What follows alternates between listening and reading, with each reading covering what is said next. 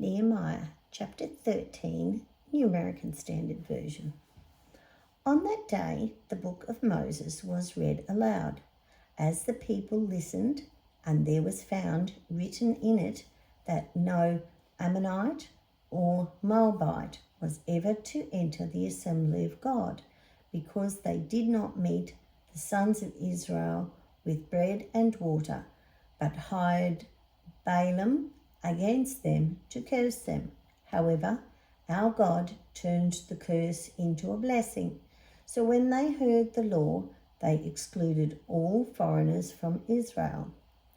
Now prior to this, Ishabel, from the priest who was appointed over the chambers of the house of God, being related to Tobiah, had prepared a large room for him, where previously they used to put the grain offerings, the frankincense, the utensils, and the tithes of grain, wine, and oil prescribed for the Levites, the singers, and the gatekeepers, and the contributions for the priest.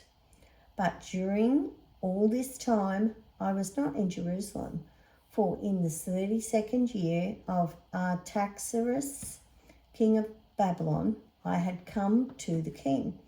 After some time, however, I requested a leave of absence from the king, and I came to Jerusalem and learned about the evil that Eliashib had committed for Tobiah by preparing a room for him in the courtyards of the house of God. It was very displeasing to me, so I threw all of Tobiah's household articles out of the room. Then I gave an order, and they cleansed the rooms, and I returned the utensils of the house of God there with the grain offering and with frankincense. I also discovered that the portions of the Levites had not been given to them, so the Levites and the singers who performed the service had gone away, each to his own field. So I reprimanded the officials and said, "Why has the house of God been neglected?" Then I gathered them together and stationed them at their posts. All Judah brought the tithe of the grain, wine, and oil into the storehouses. To be in charge of the storehouses, I appointed Shelemiah the priest, Zadok the scribe, and Pedaiah from the Levites. And in addition to them was Hanan, the son of Zakur, the son of Mattaniah, for they were considered reliable, and it was their task to distribute to their kinsmen. Remember me for this, my God, and do not wipe out my loyal deeds, which I have performed for the house of my God and its services.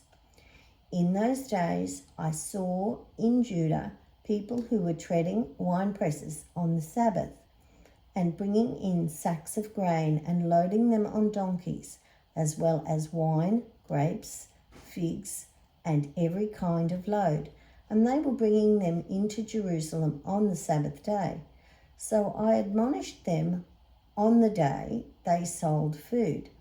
Also, people of Tyre were living there who imported fish and all kinds of merchandise and sold them to the sons of Judah on the Sabbath, even in Jerusalem.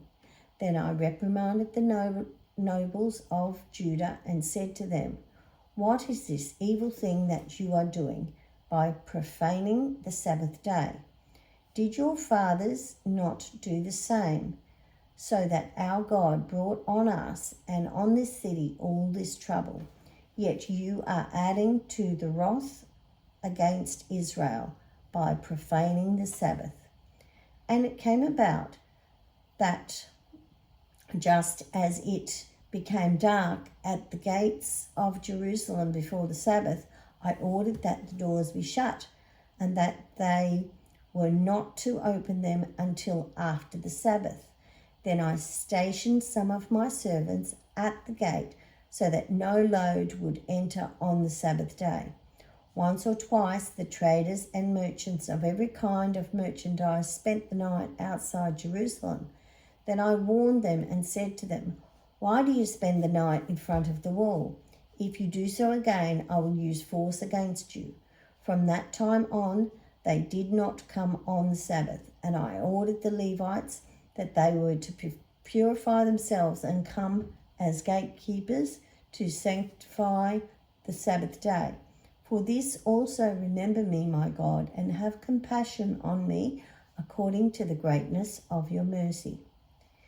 In those days I also saw that the Jews had married women from Ashdod, Ammon, and Moab. As for their children, half spoke in the language of Ashdod, and none of them knew how to speak the language of Judah, but only the language of his own people. So I quarrelled with them and cursed them and struck some of them and pulled out their hair and made them swear by God, "You shall not give your daughters to their sons, nor take any of their daughters for your sons or for yourselves." Did Solomon the king of Israel not sin regarding these things? Yet among the many nations there was no king like him, and he was loved by his God, and God made him king over all Israel. Yet the foreign women caused him, even him, to sin. Has it not then been reported about you that you have committed all this great evil? By acting unfaithfully against our God, by marrying foreign women. Even one of the sons of Jediah, the son of Eliashib, the high priest, became a son-in-law of Sanballat the Horonite. So I chased him away from me. Remember them, my God, because they have defiled the priesthood and the covenant of the priesthood and the Levites. So I purified them from everything foreign and assigned duties to the priests and the Levites, each in his work. And I arranged for the delivery of wood at appointed times and from the first fruits. Remember me, my God, for good.